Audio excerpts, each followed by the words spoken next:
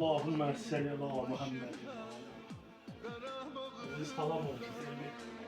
Canım cennet olsun. Ruhun şad olsun. Eski olsun. Sensizliğe düze bilmirəm. Senin yokluğunla kalsın. Ruhun şad olsun.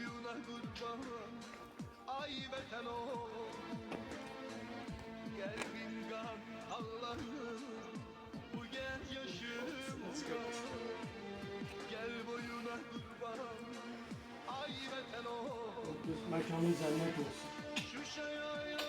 Sizin kanun bahasına biz bu arazi bütünlüğümüzü düşman tahtalarından azad ettik. Evin gittim falanlardan yetiştim. Ama bunun şad olsun, evin de yanında. Evimin cennette hem atasının hem anasının yanında. Uşaq vaxtlarında atasını itirdi. Daha sonra anasını itirdi. Çok çətin həyatla yürüdü. Vətənə bu qədər sevgisi var ki, hər bir sınavlarına qoşuldu.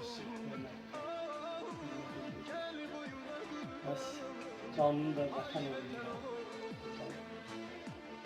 Yüzlərlə düşmənin canlı qüvvəsini məhv edir.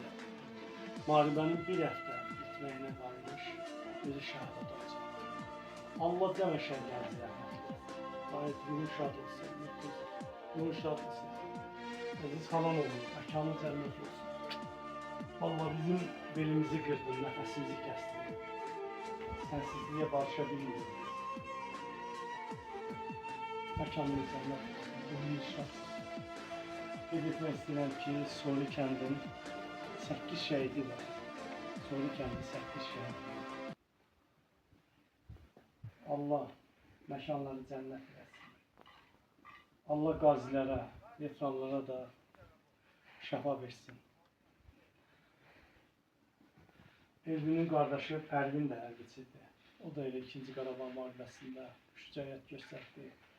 Xankəndinin azad olmasında 24 saatlıq antiterror əməliyyatında sonacan döyüşdü və qazi oldu. Elvin Xankəndi də azad oldu. Qardaşım, əziz xalam oldu. Sağ olsun da qoy.